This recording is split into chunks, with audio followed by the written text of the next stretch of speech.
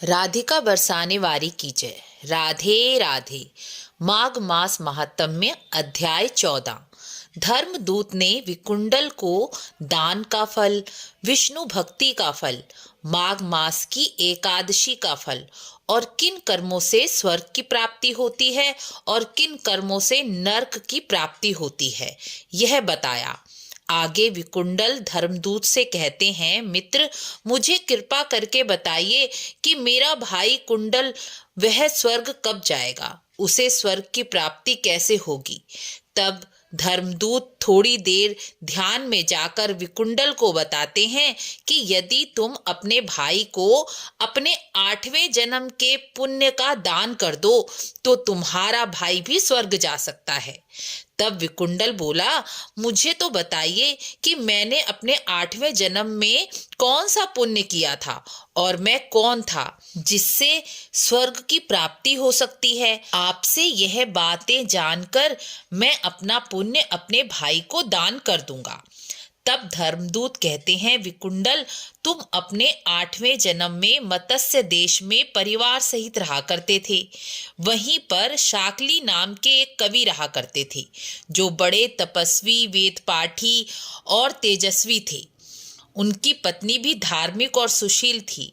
उनके 4 पुत्र थे, जो उनसे अधिक ब्रह्मनिष्ठ थे और सांसारिक सुखों को त्याग कर सन्यासी हो गए थे।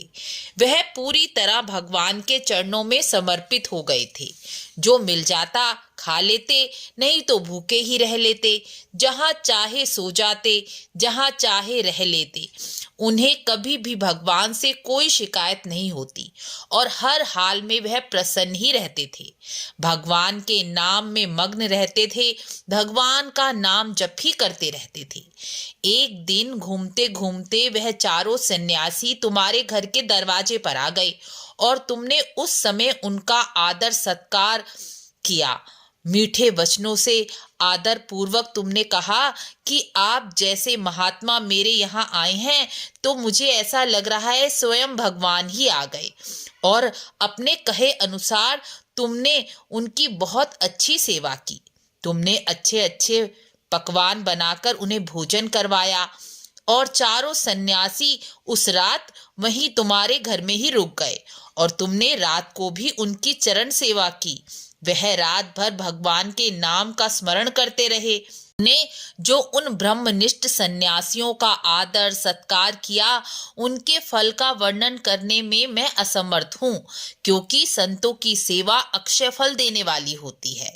इस प्रकार धर्मराज से अपने 8वें जन्म का वृतांत सुनने के बाद विकुंडल ने अपना पुण्य अपने भाई को दे दिया और उसे भी स्वर्गलोक भिजवाया गया। यह कथा बताती है कि ब्रह्मनिष्ठ संतों की सेवा कभी निष्फल नहीं जाती। मनुष्य को अपने सामर्थ्य के अनुसार संतों की सेवा अवभगत अवश्य ही करनी चाहिए। गृहस्थ का परम धर्म है कि वह साधु महात्माओं की सेवा कर अपने जीवन को धन्य करे।